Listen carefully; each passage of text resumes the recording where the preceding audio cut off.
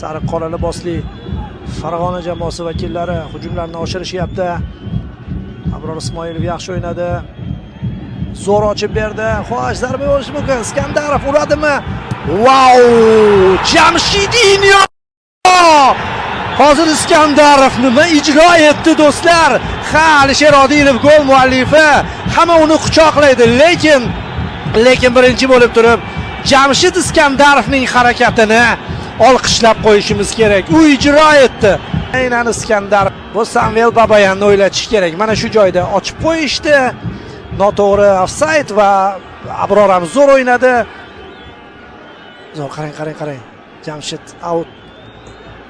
Ofsaydni ushlagani qarang. Oyoqlar orasidan to'pni o'tkazganiga qarang. Va himoyachilar ola olmaydigan nuqtaga to'pni yetkazganiga qarang. Qarang va qarayvering. Suvning oqishiga, olovning yonishiga, Iskandarovning pasiga uzoq vaqt qarab tursa bo'ladi.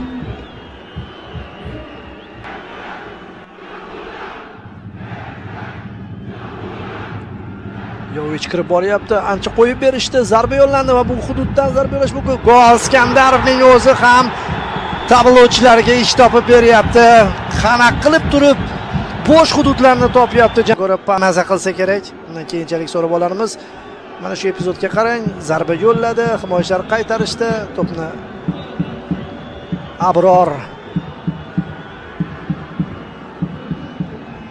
Iskandarovga qaytardi. Jamshid esa xotirjam zarba yo'lladi. Bunaqa imkoniyatdan albatta foydalanadi ushbu futbolchi. 2-0. To'p yetkazib berildi, pasni qarang va golni qarang. 3-0 ni qarang. Jamshid Iskandarovning pasiga qarang va Anvar G'ofurovning ideal zarbasiga ma'noda aytyapman. Boshqa qila olmadi bu nuqtada va himoyachilar qo'pol xatoga yo'l qo'yishdi, ochib qo'yishdi. Bosh bilan yaxshi o'ynaydigan futbolchini tag'in Iskandarov endi qo'ndirib beradi-da o'zi. G'ofurov 3-0 do'stlar. Farg'onada chempion mana shunday o'yin ko'rsatyapti. Katta o'yinni yutish kerakmi? Qanaqa yutish kerak edi? Mana bunaqami deyishyapti va yirik hisob qayd etilyapti. O'yinni ketishiga qarab dedim-ku. 3-0.